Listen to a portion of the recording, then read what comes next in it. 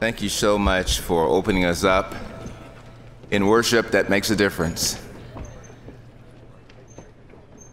As they prepare to take their seats, I want you all to know how grateful I am for all the expressions of those who are praying for me. I've never been so prayed for in my life. So please don't stop when we leave here. I need that prayer each and every day. And I wanted you to know that one of my practices when I chair the legislative committees would be to go and greet everyone, both those who are observers and those who are in the bar. That may prove impossible this time, so I asked God last night to give you a spiritual greeting, each and every one of you, because your presence here is very important, and we're grateful that we have the opportunity to be together. So we're going to begin, and I'm going to ask our General Secretary, Aaron Hawkins, to come for a monitoring report.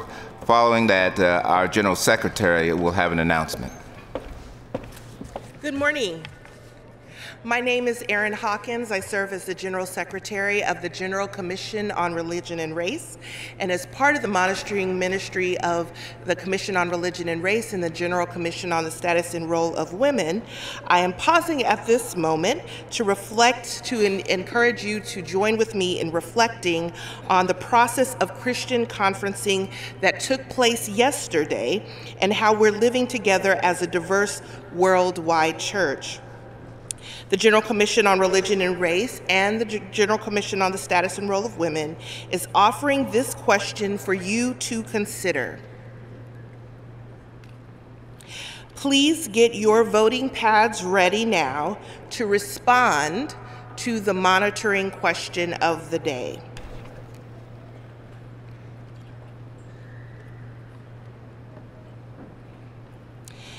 In our deliberations yesterday, have we demonstrated the spirit of Christian conferencing in our deliberations? Mr. Chair, do you need to? Well, I need to see why my machine isn't working. Press one for yes and, okay, press 1 for yes and 2 for no. Please vote now. Please vote now. Please vote now. I don't know if I could say that.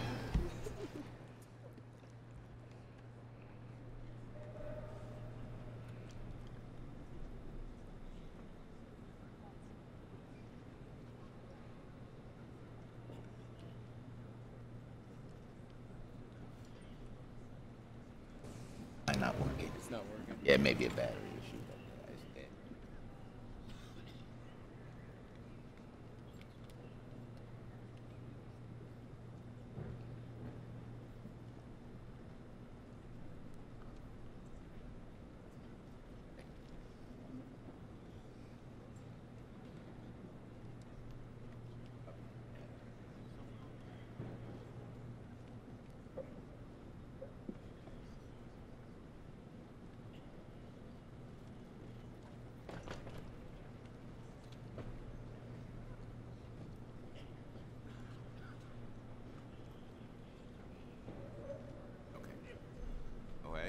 The results are ready. Please show the results.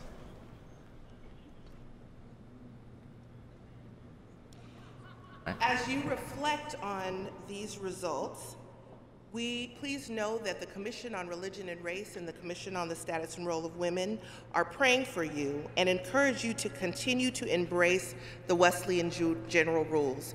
Do no harm, do good, and stay in love with God. Thank you.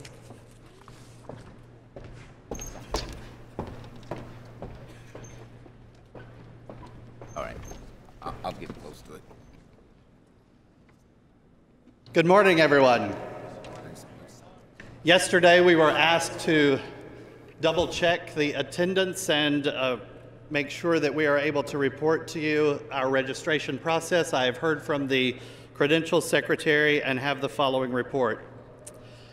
There are 864 delegates. 862 of those are voting and voice.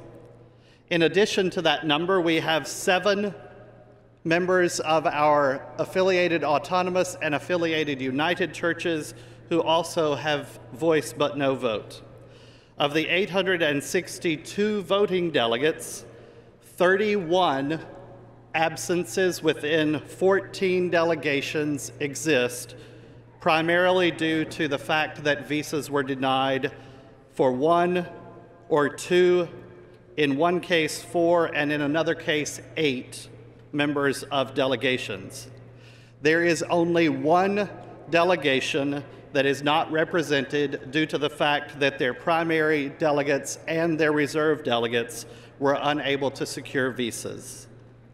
That is the report. Thank you. Let me say again, good morning to everyone, and I pray that each of us have had a good night's rest, ready for our tasks today. And just to remind us what our task is today, we have only one enemy, and that's the clock. And so we will need to work expeditiously while at the same time being slow enough to make sure our translators are able to translate everything in the different languages that we're translating into, and to be patient with one another. So let's remember that. I also would like to remind you that we're to leave today with a vote on each petition. That's our task to bring over tomorrow to the plenary. I would ask that we keep extraneous things out and be as concise as possible in our conversations. Again, reminding you, if you could write out what you're going to say, that's always helpful. Write it out for a 2-minute speech, understanding that you have 3. Also wanted to remind you that waving cards will not get my attention, because from up here you can't see half the room, at least in my vision. But if the pool will be open, you get the attention that way. So please remember that. Also wanted to say a word about yesterday and some of the technical problems we've had. One of the reasons why some of our votes have been delayed in reporting is so that our pages can go to those of you who are waving the flags. And I want to, yesterday what happened was in most of the cases there were low batteries. And so I want to remind you today that if there's a red light that comes in on your voting device, it's an indication of a low battery. So please put your flag up there so that the page can come and replace the battery. But most of those should be functioning well today, but I wanted to let you know why some delays are. And if all the devices are working, we should not have many delays at all today.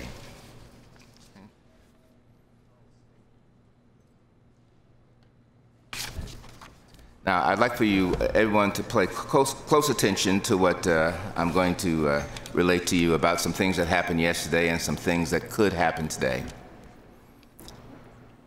The chair would like to offer some guidance for the committee that may help you with your deliberations as a committee. First, it's important to understand that we are a committee, a big one, that's for sure, but we're still a committee.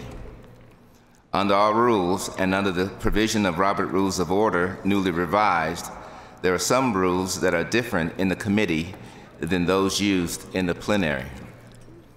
First, Rule 35 states that, and this is what the first 2 lines of Rule 35, the rules of order of the General Conference, except for Rule 7, shall be observed in meetings of standing legislative committees insofar as they apply. Rule 7 of the Rules of Order specifies that there must be at least 2 speeches pro and con before a motion to close debate is allowed. It also specifies that after 3 speeches for and 3 against, if no secondary motions are pending, that the motion to close debate is automatically put to a vote. These are the provisions contained in Rule 7. That Rule 35 specifically says Rule 7 does not apply to the work of the committee. This is the reason yesterday that the chair entertained the motion to close debate before there had been 2 speeches for and against. The chair felt that this was justified since at the time there were no persons in the pool who were seeking to speak against the motion pending. Second, there are a number of other subsidiary and incidental motions that are not in order in the committee, which would be in order in the plenary or tomorrow. Now let me list them for you. The committee may not move to refer any of the matters before us to any other body. The committee may not postpone anything beyond the end of today's committee meeting. The committee may not lay any of the pending matters on the table unless it is just temporary because something urgent has come up. The committee may not object to the consideration of anything referred to it by the plenary. All these things are true because the plenary instructed the committee to deal with each of these petitions. While we are considering these plans and petitions, you can move to amend a petition, substitute something for it, providing the substitute is on the same paragraph of the discipline and is not simply a rejection of the petition under consideration. Let me read that one more time. While we are considering these plans and petitions, you can move to amend a petition, substitute something for it, providing the substitute is on the same paragraph of the discipline and is not simply a rejection of the petition under consideration. The chair has been asked if it would be in order at some point to move to reject one or more petitions. This would not be in order until the first of the petitions that the delegate wants to have rejected. The chair hopes this information will be helpful to all delegates as we progress through today's proceedings.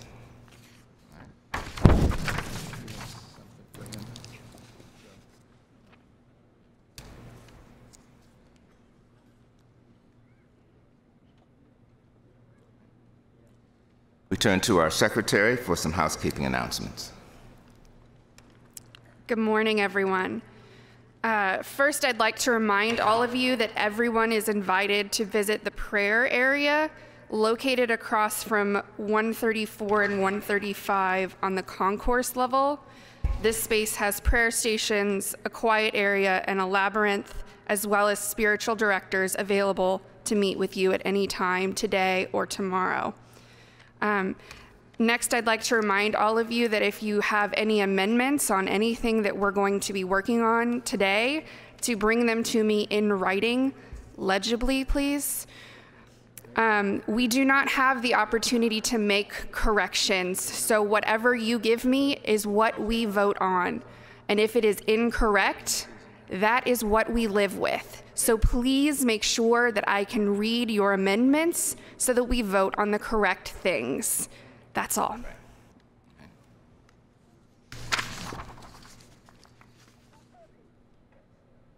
All right, thank you. I do want to say a word of appreciation and thankfulness for the service of the officers here. Betty Kazadi Matsu is our vice chair and is serving well in that position. Of course, Charlene Fogel-Miller, who you just heard from, is our secretary. And I pray that the prayers that you have expressed on my behalf, you've also expressed on theirs too, as we attempt to do the best work we can for you. Now we turn to our first item of business today, and that is the traditional plan. And I want to call, let's see, David Livingston, microphone 1. And I ask David for what purpose is he rising?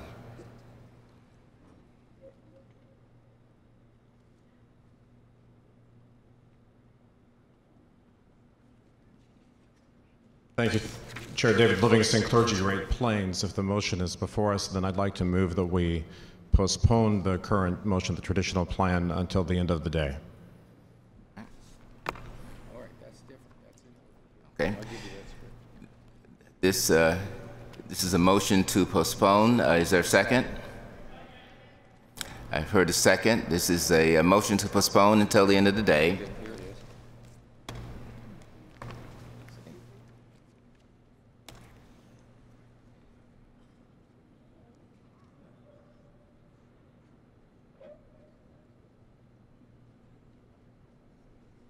I walked away, but I think I get to speak to that. Yes, please speak to it. Thank you. I'm moving to postpone to the end of the day so that we can take up some other pieces first, particularly since the recommendation of 2/3 of our bishops, and since the recommendation from the Commission on the White Council, the majority of those folks, and since we know that 2/3 of U.S. delegates have flatly refused, according to the numbers of every caucus, both progressive and traditional, have refused the traditional plan. My wife and my kids, we serve at a church right now that's more progressive. We served previously at a church that's very traditional. I'm going to receive a new appointment into July that a church is more of a one church kind of church. So I've served all of those variety with my wife and my kids. And my kids' friends, they don't have a church. Because when they hear John 3:16 and 17, for it's God so loved the world that he sent his only Son, that whoever believes in him shall not perish but have eternal life, and 3:17, for Jesus came not to judge but to save, they don't hear the save part. They don't hear the love part. They hear the judge part. And all I want to do as a pastor is bring people to Jesus. But they're not going to come in, my kids' friends, they're not going to come into the church to hear about Jesus. I can't tell them what's right and wrong. I can't help them know what's good and what's bad. I can't do any of that unless I can help them to hear the love part, to hear the save part. And I'm afraid that if we can't at least even talk about that here, the only message that's going to come out is that the church doesn't like the friends of my kids and their friends, and the generation that we've already lost some of here in the United States, we're going to lose forever. And we can't let that happen because of a legislative process that doesn't allow us to talk about the piece that we need to be talking about right now. Thank you.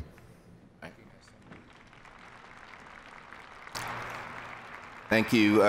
This is the opportunity to go into the pool if you want to speak for or against this motion. I will now take a speech against the motion, and as soon as my screen's going on and off, and recognize Fred Saye from Liberia, microphone 2.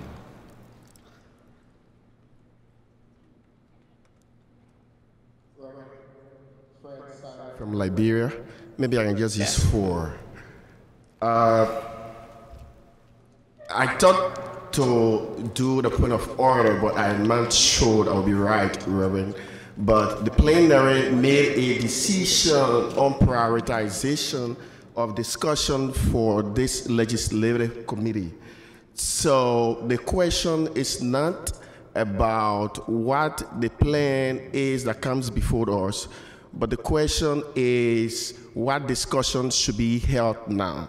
So it is now, according to the decision of plenary yesterday, that we discuss the traditional plan. So that I encourage all delegates to vote against this motion. And it is time now that we discuss the traditional plan, if ever this motion will make it to the vote. May I ask us not to applaud our speeches, that not only delay our time, it will not be an accurate reading of support or non-support.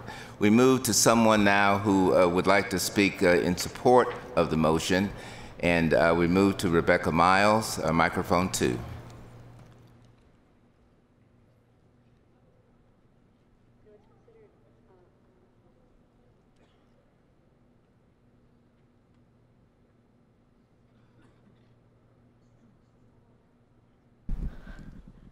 Need to adjust this down. Rebecca Miles, clergy, Arkansas. There's a wonderful saying from Zambia. When the baby pees in your lap, you don't cut off your legs. Friends, what we need to do is clean some things up. we don't need to cut off our legs. And what this traditional plan does, by eviscerating the authority of the annual conference and the pastoral authority of our bishops and our district superintendents, is it cuts off our legs. Now, this is called the traditional plan, but it's one of the most radical pieces of legislation that has come through by this kind of majority in this, and that's because we think it's traditional, but it's actually radical, so radical that more than half of it was ruled unconstitutional. Now, part of what's going on is that the U.S. is caught up in this moment of conflict and tension, and we bring that, we export it to this body. Our young people were asked, what do you think of when you think of Christians? And 86% said judgmental and hypocritical. What a poor witness to the love of Christ. My 18 and 20-year-old daughters have been coming to these conferences since they were little babies. Indeed, they even peed on my lap. But you can see that my legs are still here. Friends, we have a problem. We have lots of problems, but we don't need a solution that cuts off our legs, that eviscerates the authority of the annual conference and the pastoral authority of our bishops and our district superintendents, that helps us to be known not as a church of love and mercy, but of judgment. Our kids used to call these conferences Jesus conferences, JCon. But as of this General Conference, they will be called Judgmental Conference and Hypocritical Conference. Thank you. Well, thank you. Friends, let's be careful in our speeches. The speech should just be to the motion, and which was to postpone indefinitely. Till the end of the day, I'm sorry. So remember, when we're giving our speeches, we should be addressing that. We have some points of orders here that we'll recognize. Let's go to Gideon Salaton and microphone number 1. Please cite the rule and be concise in what rule you think is being violated.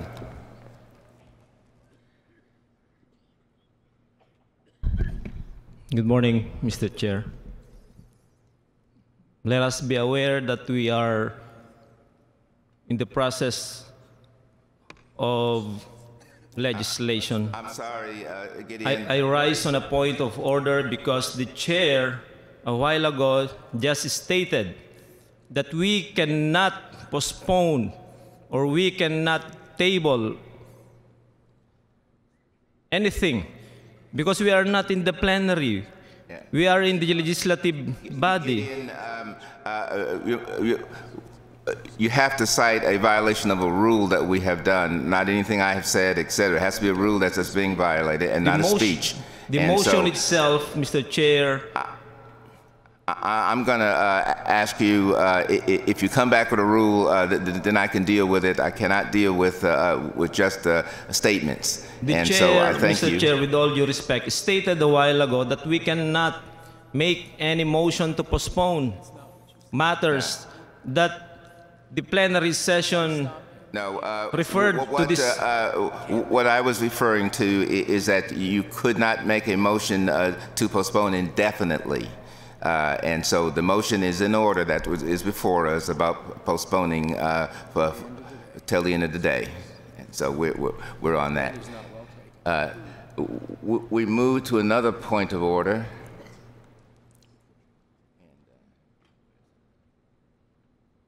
Another point of order.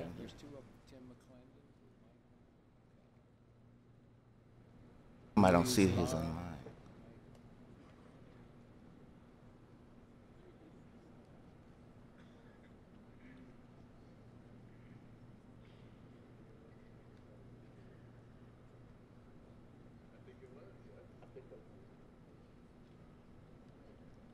Tim McClendon, microphone 1.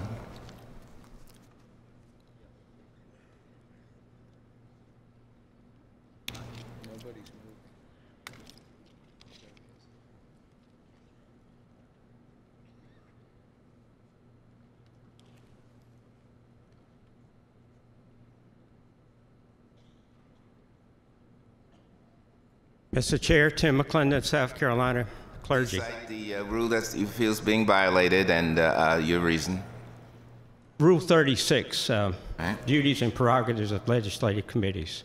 Yes. It would be my understanding that with our action yesterday and the rules that we have adopted, that the motion to postpone, after prioritizing yesterday under our rules, that this motion to postpone would violate what we agreed to yesterday in prioritization, and therefore would take a 2/3 vote.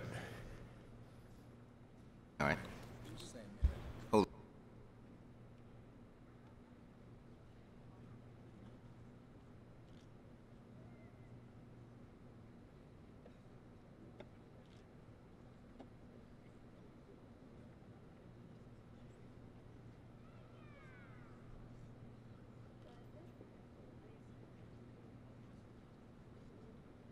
What we did yesterday was, as a group, we agreed that we would prioritize how we would deal with each of these.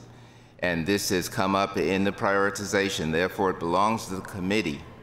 And the committee has the privilege of being able to postpone items until later in the day. So this would be in order, and I will then rule against the point of order. Felipe Ruiz Laura, microphone 1. Point of order. Please state the rule that is being violated and your reason. Obispo Felipe Ruiz, de la Iglesia Metodista de México. Presento un saludo a la Asamblea y la seguridad de nuestras oraciones. Bishop Felipe Ruiz of Mexico. I greet you. I understand that wounds must be healed as quickly as possible.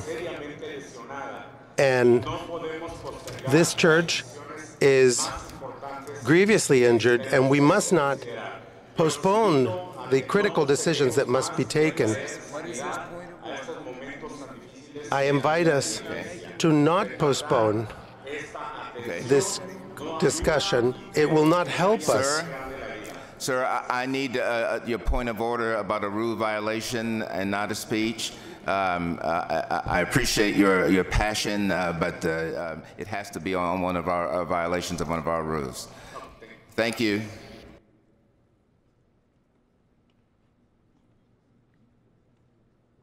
We return now to our speeches for and against, and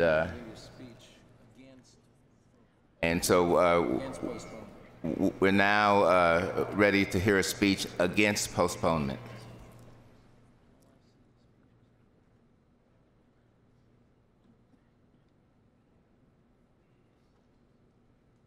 Steve Wendy, please go to microphone 1. This is a speech against.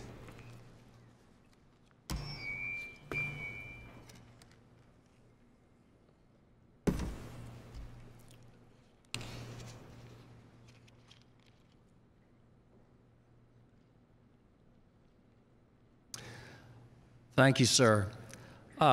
Friends, I know there are a lot of feelings in the room. We have a lot of different opinions. But you know what? Most of us thought the last 2 days, the spirit shared between the delegates was awfully positive. 80% of us thought even yesterday with the voting went pretty well. Let's not start by trying to torpedo Christian conferencing. We said we were going to do things a certain way, and we all know that this is a way of trying to torpedo what over 55% thought was the top priority, or the second top priority. I got to be honest. As a white American, I grieve when I I hear my sisters and my brothers in America talking about Africans using the word they're like children and someday they need to grow up, and that was said at the last General Conference. My friends, I have so much respect for our friends overseas with their integrity, their faithfulness, and their fortitude. And I think we in America need some of their spirit.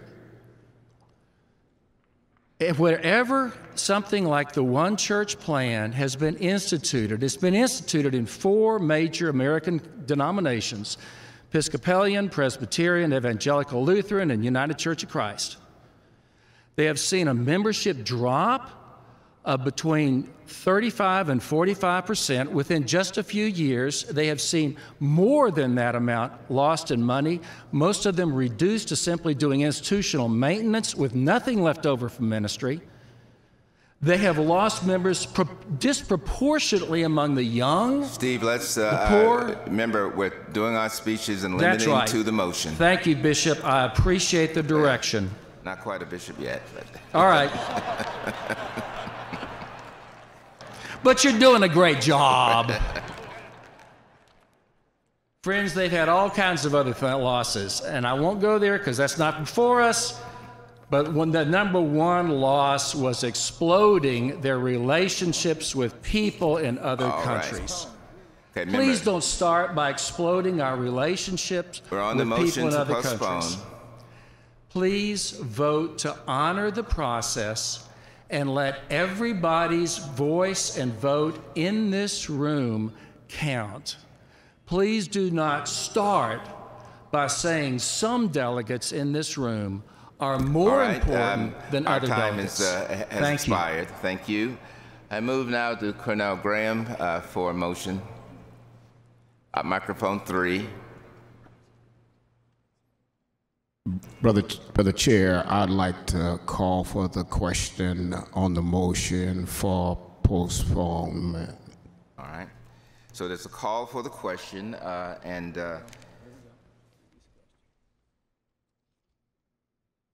is there a second? It's moved and seconded that debate be closed and we proceed immediately on to the vote on the previous question. This motion is not debatable, and it will require a 2/3 vote in order to complete it. So, are you ready to vote? On the motion to postpone. This is on the motion to postpone. Oh no, it's actually would be on the motion to. Okay. He didn't say on the whole matter.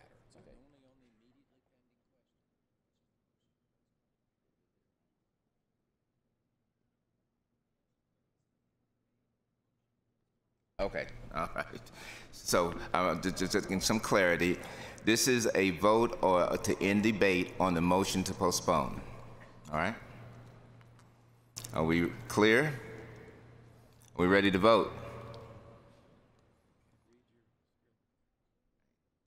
If you are ready to vote, you'll press 1. If you're not ready to vote on the motion, you will press 2. You may now vote.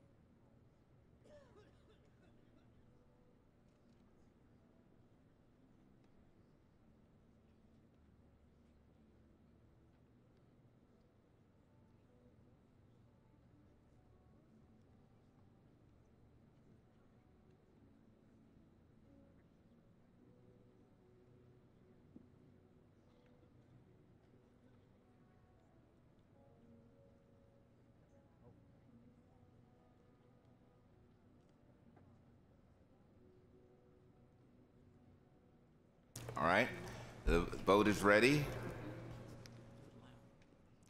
and prevails, that the end of debate will occur, 678 to 143. So we're ready now to take the vote on the motion to postpone.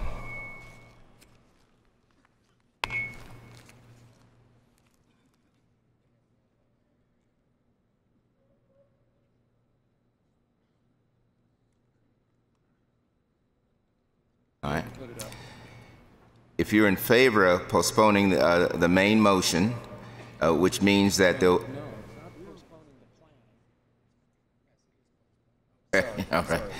If you're in favor of postponing until a later time, which was the motion, you will press yes. If you're not in favor of postponing, you will press no. This takes a majority vote. Please vote.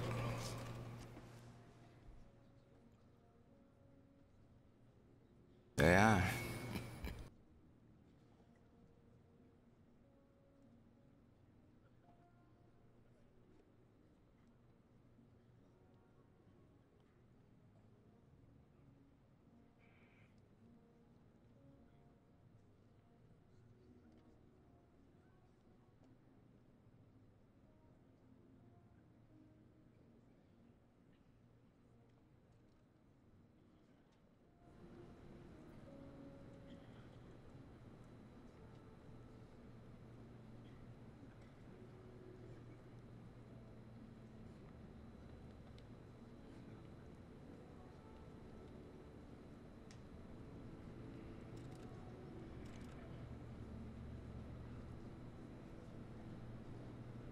Okay, the poll is closed, and we're ready to show the results. So the matter is not postponed.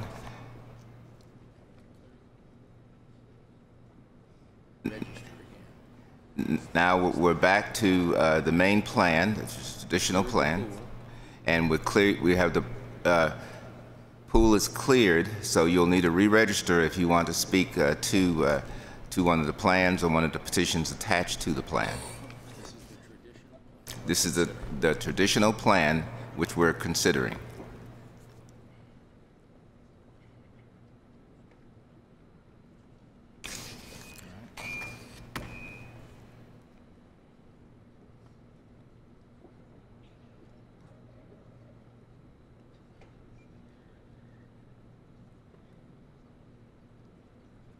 Turn to Pat Luna, microphone 2.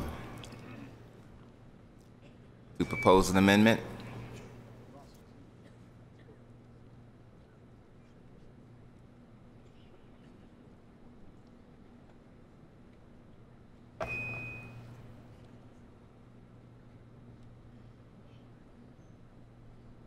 I apologize, Bishop. I was trying to speak against it, and it registered as amend. I'm sorry. You'll have to get the floor. Okay.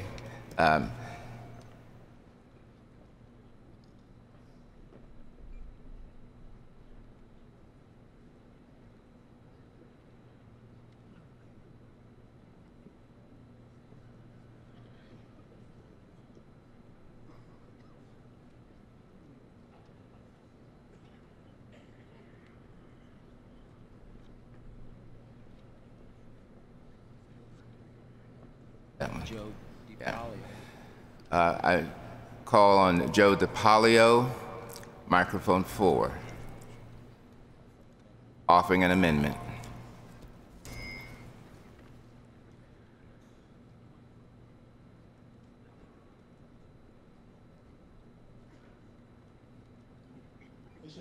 I'm sorry. Mr. Chair. Before I offer this, I want to make sure I understand the process. Are we taking the petitions in order, or can we amend any of those that are part of the plan? You can amend any of the petitions that are attached to the plan. Remember, when we vote, we will be voting on the petitions that are attached to each of the plans as a group. So you can take any of those petitions to amend. Then I'd like to offer an amendment to the petition that is found on page got to put these glasses on. 182 and 183, number 90033, the traditional plan number 2, Episcopal accountability. And that the amendment is to insert the following language after the word committee on the first line of the top of page 183. And the language is, quote, members of the Council Relations Committee and Administrative Review Committee shall not vote on this matter. If there's a second, I'll speak to it. Second? I have heard a second. Please speak. I believe this is one of the petitions that the Judicial Council gave a preliminary ruling was unconstitutional because it didn't properly separate the functions of bringing a charge and adjudicating it. And so this amendment would hopefully fix that problem and bring it in line with constitutionality by ensuring that persons involved in bringing a complaint would not then also be voting on the disposition of the case. So hopefully that will amend this and bring it in order. All right. The pool is cleared now. If you'd like to speak to this amendment, now would be the time to register your desire. It's not clear yet. Hold on, they're trying to clear it. Okay, it's clear now, so please register if you'd like to speak for or against this amendment.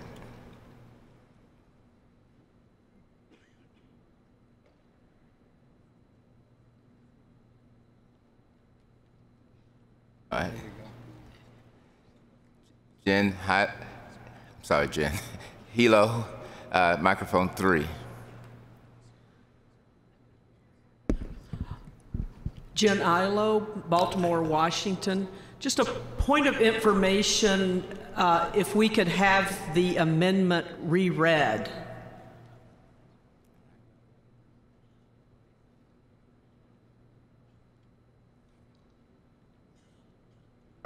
All right. Let me remind those who are doing amendments that we need your copies up here, and I'm going to go back to the person who has made the amendment and ask if he would again repeat what the amendment that he's proposing stated. The amendment would insert the following language after the word committee on the top of page 183 and before the words the procedures for. And the wording is, members of the Council Relations Committee and Administrative Review Committee shall not vote on this matter. And I'll have this brought up to you immediately. Thank you. All right. We have Jerry Kula, microphone 2, a speech for the amendment.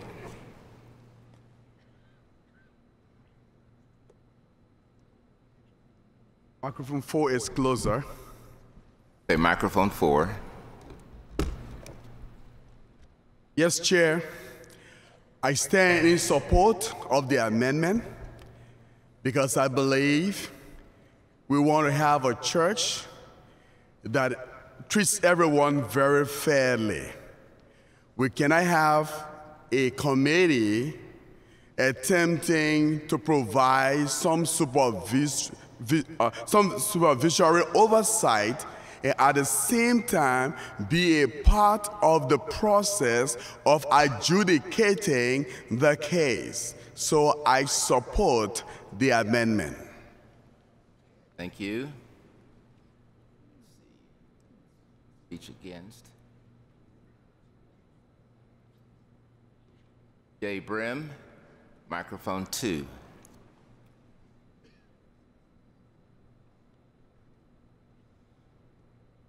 Speech against.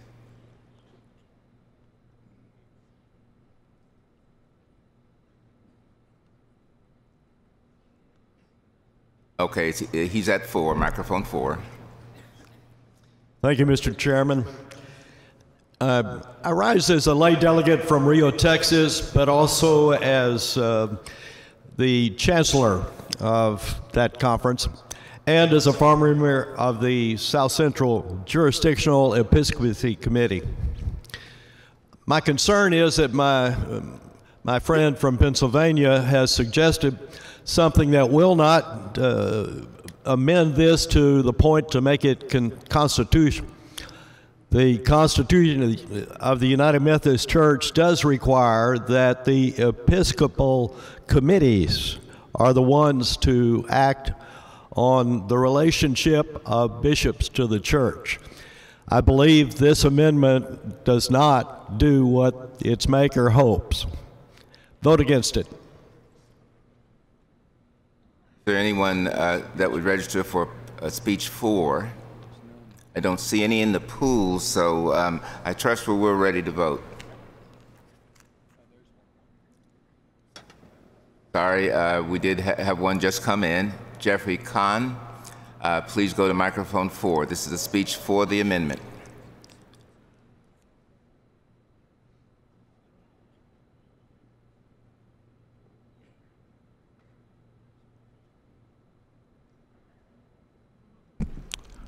Mr. Chair, I thought that I was clear from the earlier pool. No, sir. Sorry. Okay. So let's move to the vote. The question is to amend, and if the amendment is adopted, then it will be included in the main motion. This amendment requires a majority vote for approval.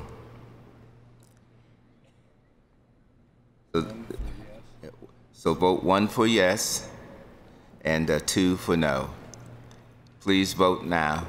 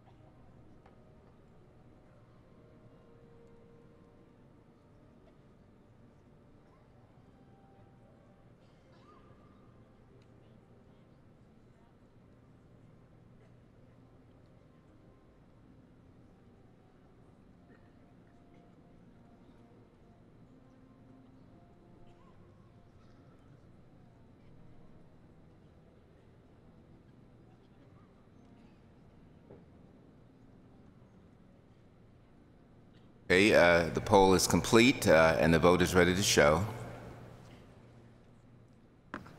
The amendment passes 449 to 374. Now we return to the traditional plan, and the pool is open for those who would like to speak either to one of the petitions by way of petition or amendment.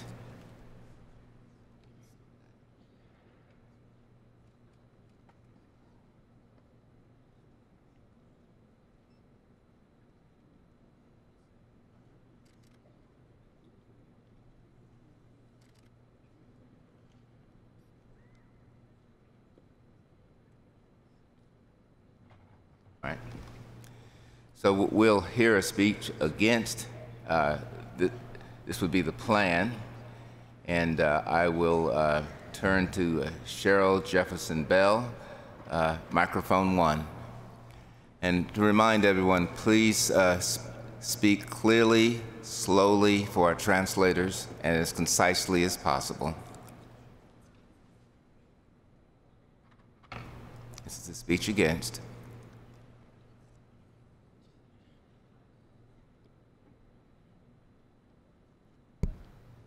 Cheryl Jefferson Bell, clergy, Great Plains. As I was reading through the plans for the traditional, my heart broke. I felt pain and sadness, and the title of a song came to my mind, Where is the Love? Where is the love? When I think about Jesus, who came to fulfill the law and the commandments, and Jesus gave us the instructions to love. He said that the world will know that he has been here and is here because of the way that the church loves one another and loves others. Where is the love? I vote, I recommend, I pray that we will not affirm this plan. It is not of God. It is not of Jesus, and it is not about the Holy Spirit. We are to be the body of Christ. We are to be the hands, the feet, the arms, the words, the actions, the Spirit of Jesus Christ. This plan does not reflect that, and I will be very sad if I cannot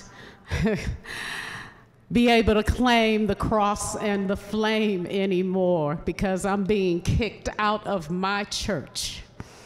I've been part of this church for, well, my family has, not me, 5 generations. We love this church and the direction that this plan takes us is not, I believe, where Jesus wants us to go. So I recommend on every level, on every plane, in every situation, that we say no to this plan that I believe is not of God. Amen and amen. Thank you. Please hold applause. We move to an amendment that several have listed here, and we move to Maxie Dunham, microphone 3, for purposes of amending.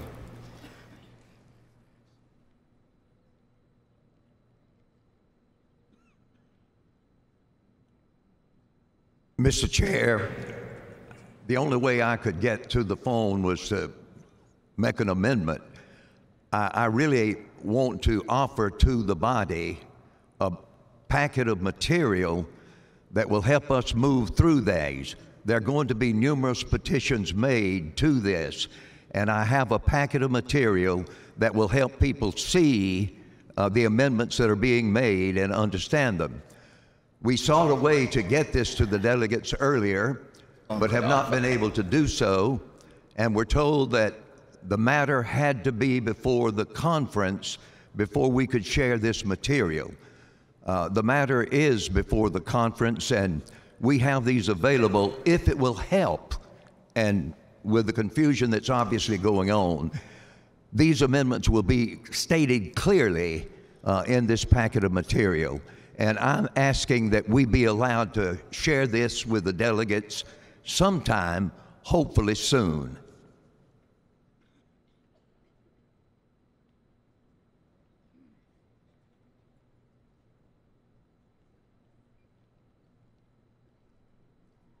I'm going to ask our General Secretary, who is walking up here, to say a few words for us. I know that he and Maxie had been in conversation, and he can help further help us as we try to move forward on this.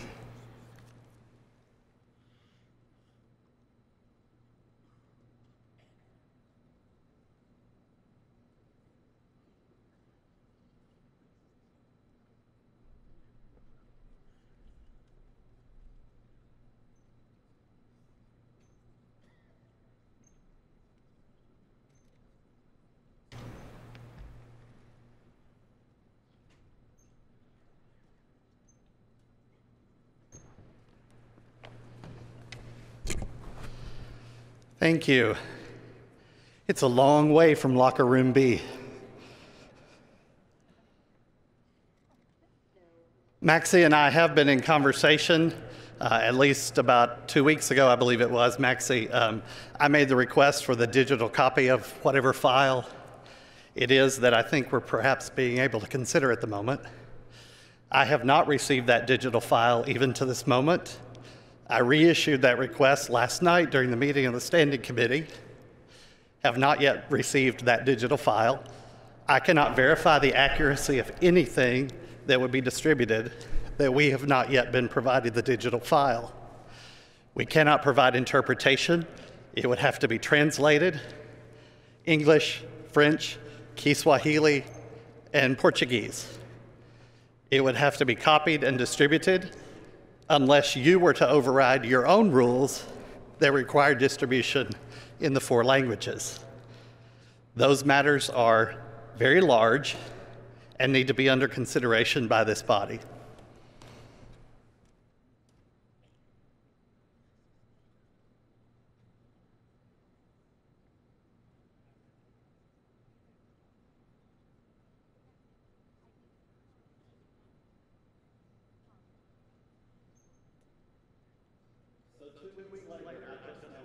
Flash drive.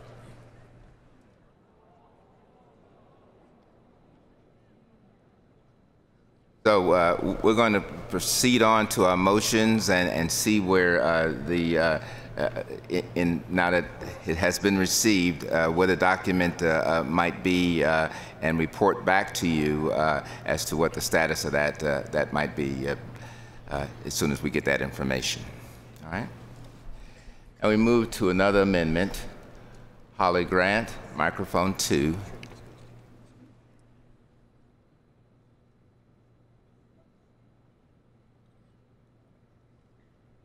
No. No, we have someone come to the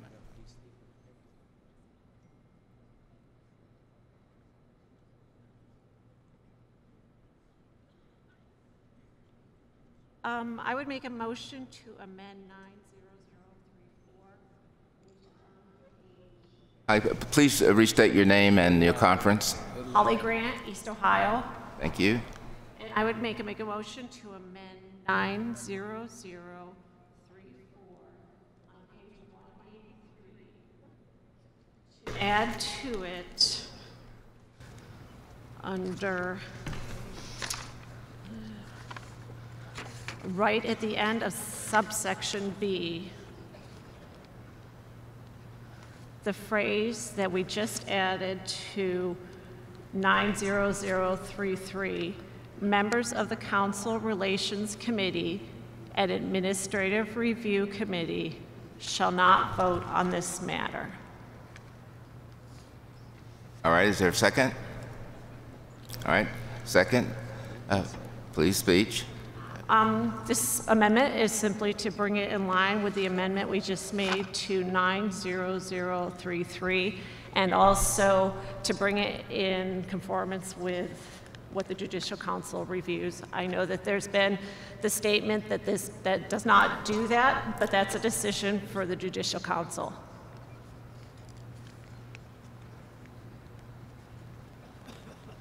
We have a point of order.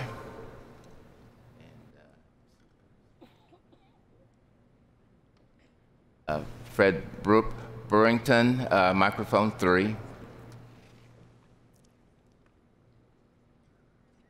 Please state the rule that's being violated and your rationale. With your permission, I first will say good morning. Good morning. I stand for point of order pursuant to the rules that we have identified as our plan of organization. Roman numeral 9, found on page 39 of our advanced DCA. And I'm going to go slow so that we can try and all be with this. That rule indicates that after the first day, only the daily Christian Advocate and materials related to General Conference presentations and produced by official bodies of the United Methodist Church, approved by the Secretary of the General Conference, shall be distributed by the pages. What was suggested in terms of the revised petitions offered by my brother Maxie Dunham, I believe is out of order and contrary to our own rules. Not only has our secretary told us that this is not an official document, but if indeed it has been interpreted, it cannot be verified as to accuracy nor efficacy with regard to that which must come to everyone that needs to be on this floor. Further, it is a 30-page document that involves numerous attempts to revise. Fred, I'm going to ask, we cannot have a speech. You made the point about the point of order, and I will rule on that. I will say that your point of order is well-founded, as you have noted in the rules here, that something that is to be distributed has to be in by a certain time, as you would have there. Now, we've taken no action on the Dunham document, so there's really nothing to do at this point, other than to note that the rules are pretty specific as to what can be distributed and what cannot be. And so we thank you for your pointing that out to us. On the point of order, the only reason is being brought now so that we do not miss that step as we go forward in the process. Thank you. You're welcome.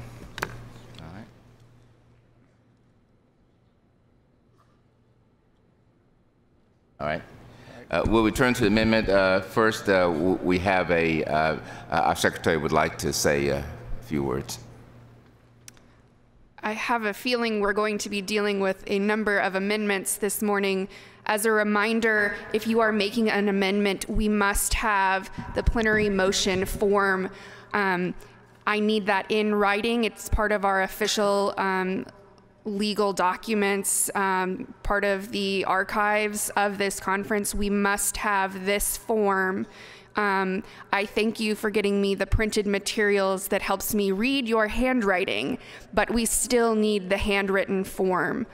Also, the pages would like me to announce or beg really, that if you yourself have a device that is working, you not wave your flag for your neighbor.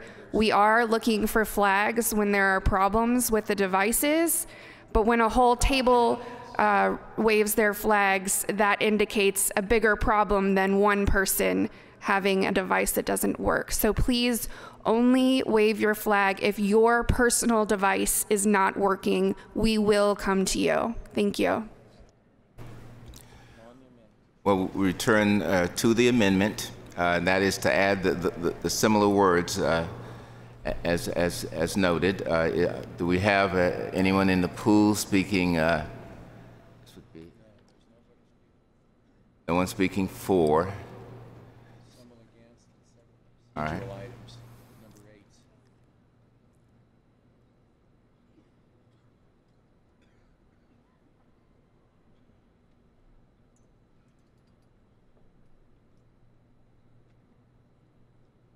Call on Charlie Moore, microphone 3. He rises. And please tell us the purpose of your rising. Thank you, Mr. Chair. Charlie Moore, Baltimore, Washington Conference. I have a little confusion. I'm seeking a question of clarification on our rules, if I may. Right. And I don't think I'm alone. Is it possible under the rules of the legislative committee for more than one plan to be moved forward to the plenary? And if so, would that not potentially be ruled as two plans in conflict? So I'm really trying to understand what the legislative committee is able to do relative to two possible plans.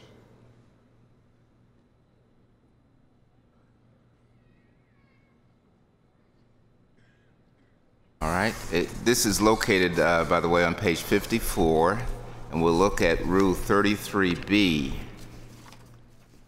in your ADCA.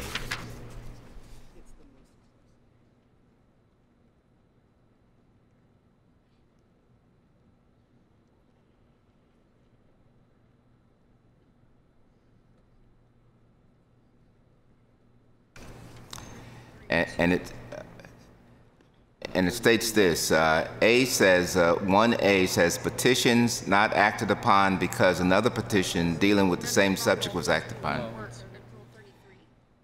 And, I'm sorry. Okay, I'm sorry, I was reading the wrong one.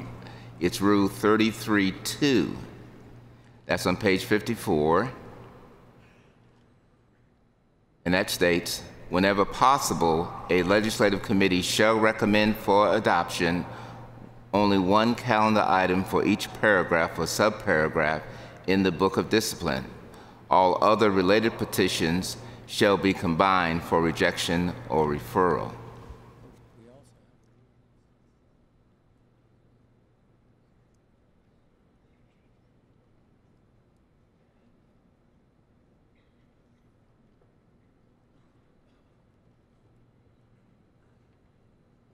Now, what I'm reminded of is that just because we might reject the plan doesn't mean that you cannot vote on that plan at a later time, because remember, we have to have a vote on all the petitions.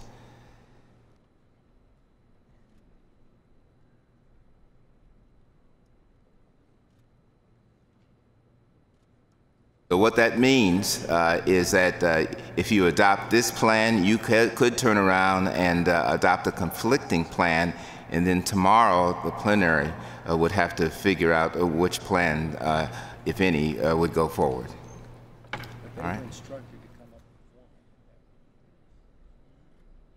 One would be best, but it's not required. All right. So we move back to our consideration of our motion, and we have a speech against, and Emily Allen, microphone 4. Thank you, Chair. Emily Allen, California, Nevada. I speak against this motion because I believe the amendment still does not make the legislative item constitutional. I reviewed Judicial Council Decision 1366 on page 33 in reference to this item, where it says, "We also note the conspicuous lack of any provision granting a bishop the right to appeal the findings of the Council of Bishops." So I recommend that we vote against this amendment, which does not bring the petition into constitutional alignment. Thank you. Turn now to those who have asked a request to address the floor, to Jen Ilo, microphone 2, and please state the purpose of your rising.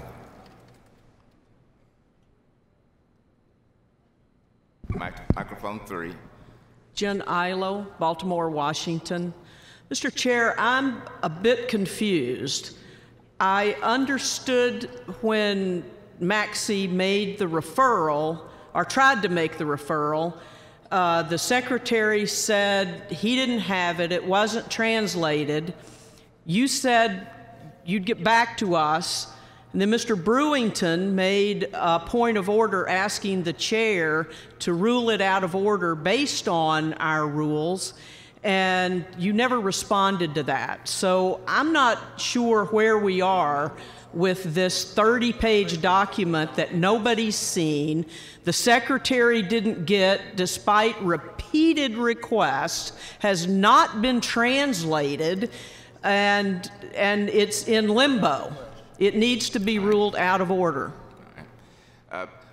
One of the things that wasn't clear to me it was that Maxey was making any motion. He was giving information. And so therefore, when the point of order came up, there wasn't anything to rule on because there wasn't any motion to do anything with the document other than an offering of information. And then we had the questions that went back and forth.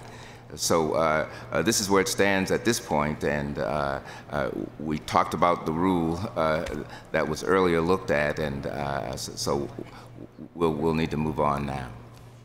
All right. Okay. We're on the amendment, and that is to add similar language to document to 90031.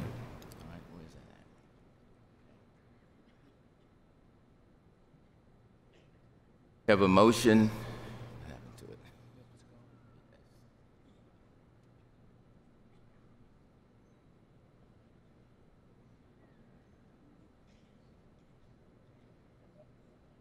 Right. We do have a point of order. Donnie Hammond, please state the rule and where the violation would be. Microphone 1.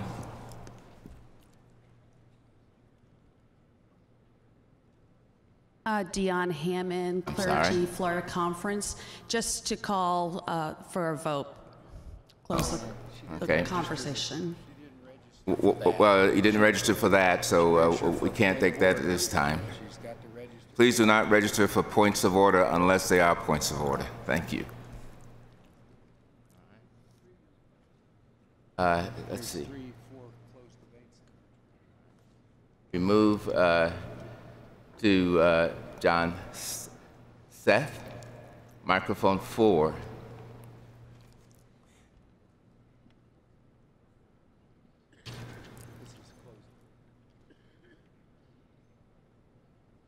John Seth, Western Pennsylvania. I move to call the question on the amendment. All right. Is there a second?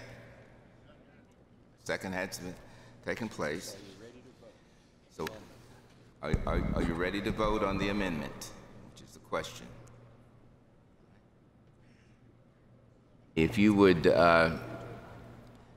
then support the close of debate on the amendment, you would press 1 for yes. If you are not ready to close a debate, you would press 2 for no. Please vote now.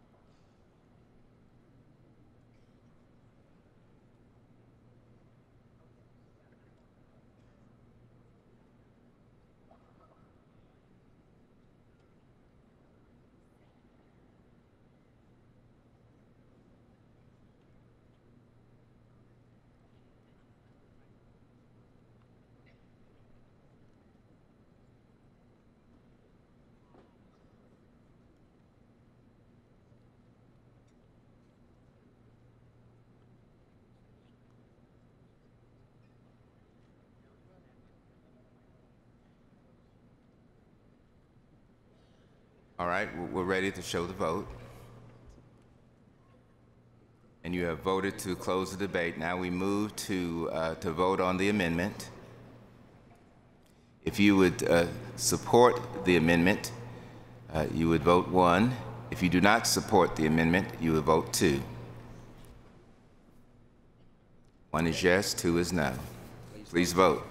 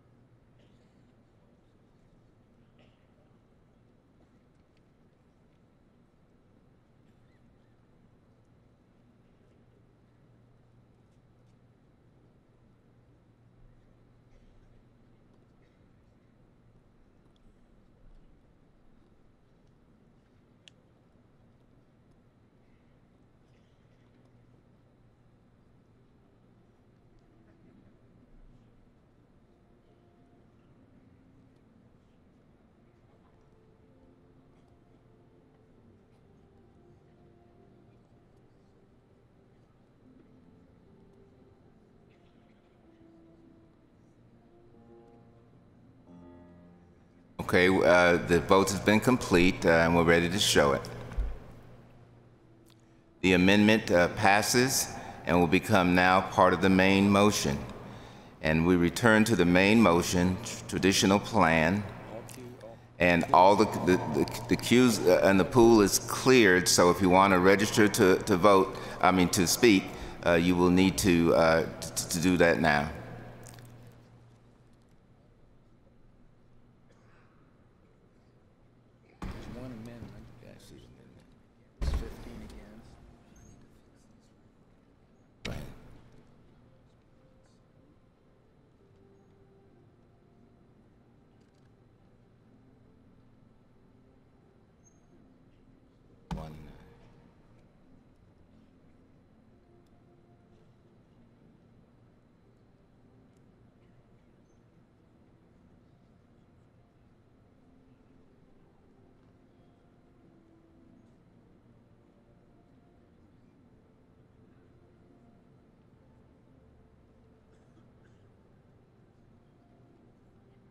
We don't have anyone who is wishing to speak in favor, so we will turn to Jill Wandell, a speech against. Microphone 4.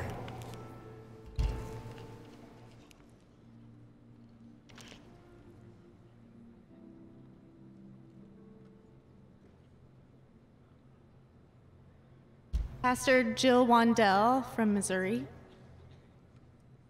Sorry, I'm going to take a moment to take a breath. I'm a little nervous. It's okay.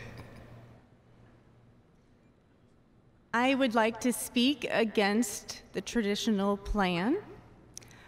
First is a matter of practicality. This plan was recommended that it was unconstitutional by the Judicial Council. The modified petitions that we received also look like they would be ruled unconstitutional.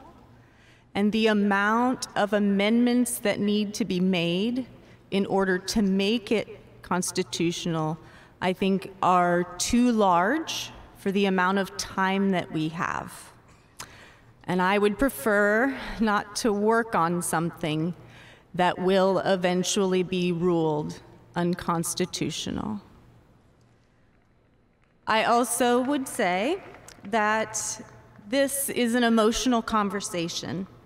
And when we have emotional conversations, it's hard to separate what we believe from what our task is. This is not a vote about what we believe about human sexuality. We are here because we asked our bishops to help us move forward in spite of what we believe.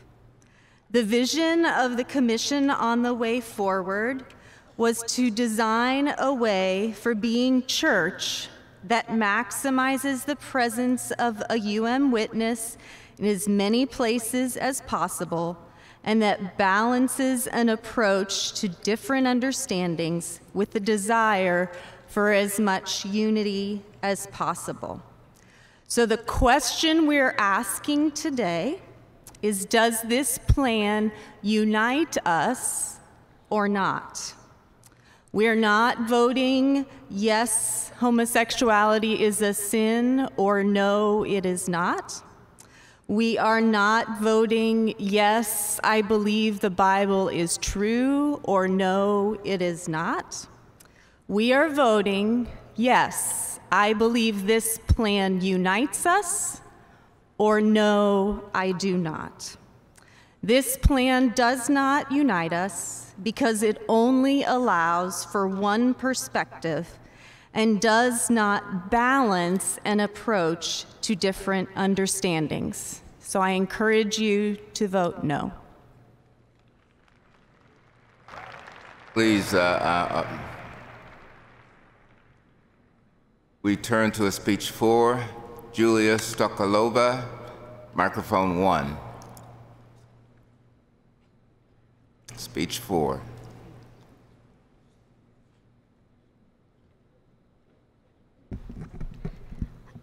I'm at microphone 3. Microphone 3. I'm Julius Sokolova, Eastern Russia, Central Asia Provisional. I wanted to speak in English, but I'm too emotional, so I'll speak in Russian. Please use your headset.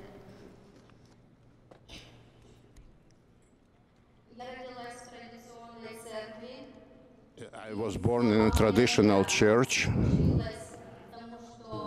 so learning what is based on God's will. Da vontade de Deus.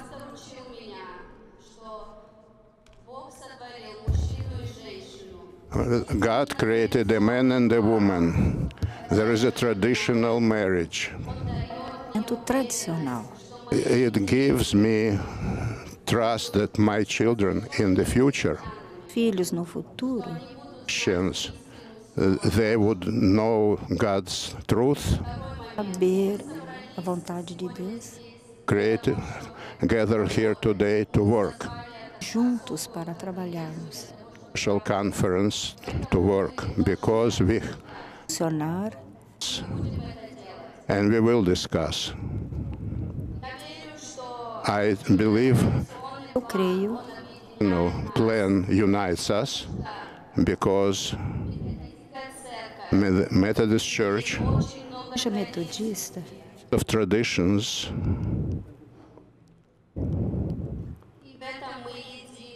we are united in this. Nesta parte. God loves everyone, but He wants to live according to His word. Let's live according to His word. Support each other in prayer, but do not forget that it's important to keep the words, God's word. This is a traditional plan. Thank you. We move now to an amendment. John Lampiris, microphone 1.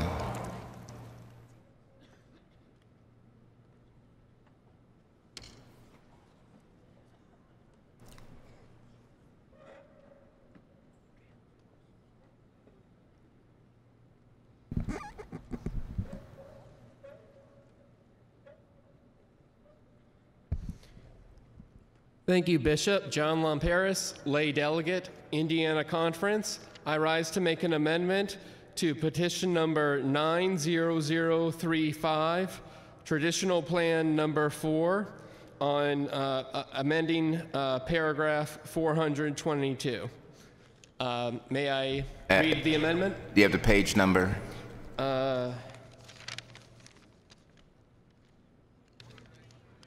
183. Okay, thank you. All right. In the upper part of amending paragraph 422.5, immediately before section A, says, add the sentence, members of the Council Relations Committee and Administrative Review Committees shall not have voted on the referral of requests for involuntary leave of absence or involuntary retirement. And then in subsection A, to add 2 sentences, immediately after the sentence that says, the Council of Bishops may affirm or reverse the decision of the committee, add this sentence. Members of the Council Relations Committee and Administrative Review Committee shall not vote on the matter of affirming or reversing the... Let me interrupt you. The motion has to be on just one amendment at a time instead of 2. You have 2 separate amendments, so choose the one that you want the body to act on at this time. Even if it's the same paragraph? Even if it's the same. One sentence at a time? Yes. Okay. I move the first, and if there's a second, I'll speak to it. Please read the first again so that we're clear. Okay. After the top section of petition 90035, immediately before subsection A, add the sentence, members of the Council Relations Committee an administrative review committee shall not have voted on the referral of requests for involuntary leave of absence or involuntary retirement. And if there's a second, and if it's in order, I would like to speak to it, Mr. Chair. Is there a second? All right, please plead. Thank you. Brothers and sisters, this amendment respects and listens to the advisory ruling we received earlier in the fall from the Judicial Council that identified some concerns about parts of the traditional plan having constitutional issues. It addresses the concern of the Judicial Council, and I didn't realize I couldn't add other parts, but if I could add other parts, there are some other amendments that will even go further by being explicit about affirming a right to appeal. At this point, this is not about whether we support or oppose the traditional plan. This is about, do we want to do our work in a good, fair, and efficient and clear way or not? Remember, everyone, even though traditionally bishops have only been accountable within their region, we recently amended the Constitution, so now it is constitutional for there to be some global accountability for bishops, as supported by 90% of these same delegates in Portland and 80% of annual conferences voting. And some of these amendments deal with some implementation of that constitutional amendment that was, some of which was not printed in the discipline, but has been printed on errata sheets by the United Methodist Publishing House. Friends, we don't want to talk about our Wesleyan heritage. Loving accountability for the sake of holiness, scriptural holiness, is the most Wesleyan thing possible we can do. This amendment is about helping ensuring that not are we going to adopt the traditional plan or not, but if we are going to adopt the traditional plan, do we want to ensure that we are doing accountability in a legal way, in a fair way, in a constitutional way, and that treats everyone with due process as we would like to be treated? Please vote 1 for the amendment. Please vote yes. Thank you. Now, the pool is open, so if you would like to speak for or against this amendment, you can enter the pool now. I will take a speech against now. Bradley Larvick, microphone 1.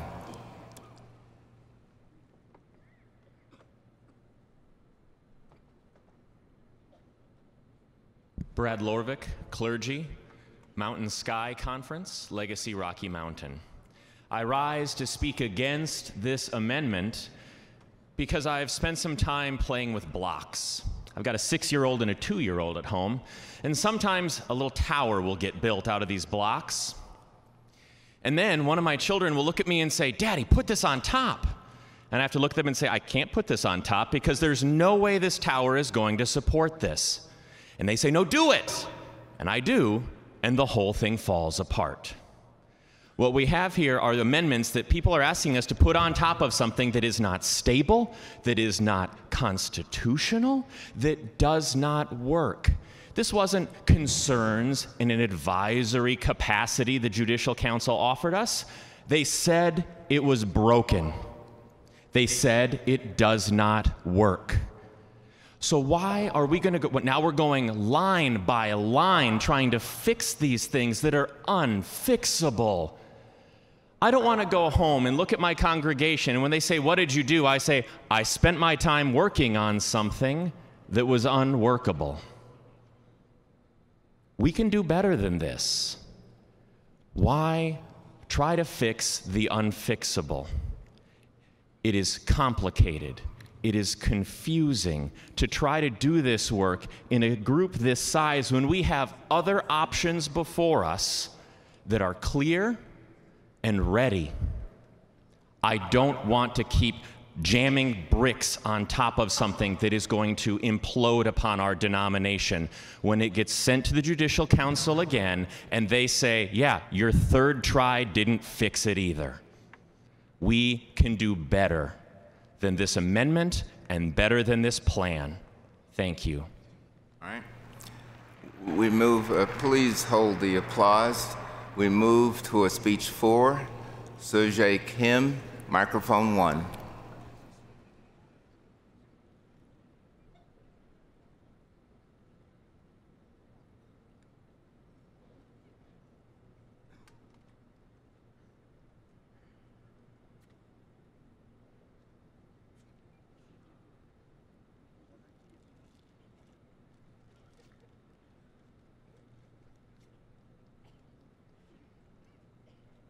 Сергей Ким,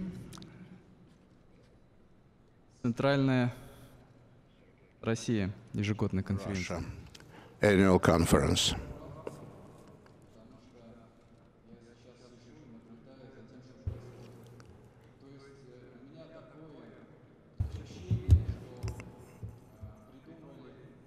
I cannot hear him.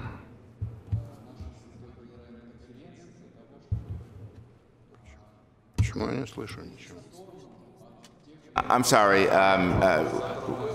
Excuse me, sir. We're trying to get the translation to catch up, so let me ask you if you might start again. We'll start the clock again so that our translators can begin. And please speak as slowly as possible.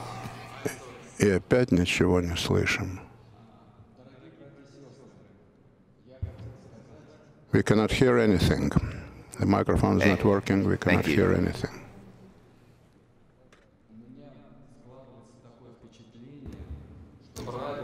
Oh, okay. I'm sorry again, but the translators tell us that they're still trying to catch up here. So let's just pause for a minute.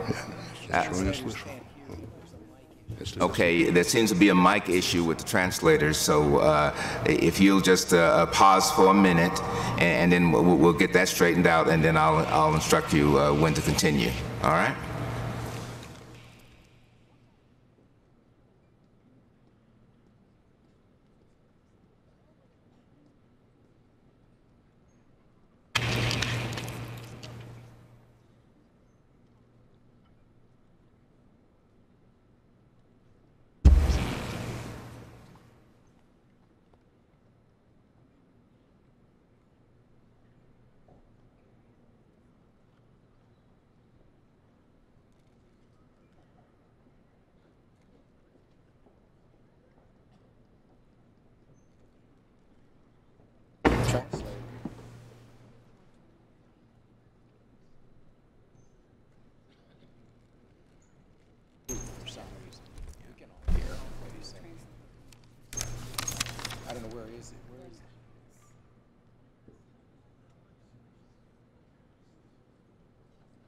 The translator simply to come out.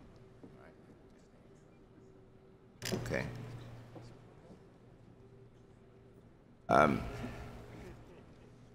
Let me suggest this for the translators. If we're unable to correct the lack of communication, we're wondering if the translators might be able to come and stand next to our speaker and then translate from there.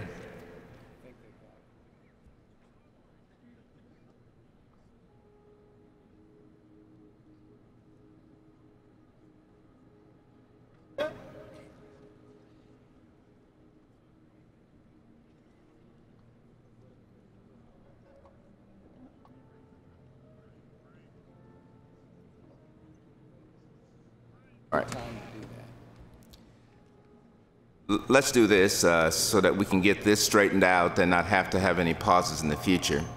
Why don't we pause as a group, take our break for 15 minutes, and then return to where we are in this position, and we'll have all this straightened out. All right? So we're on a 15-minute break. Come back at 10. So come back at 10:15. Return at 10:15. Thank you.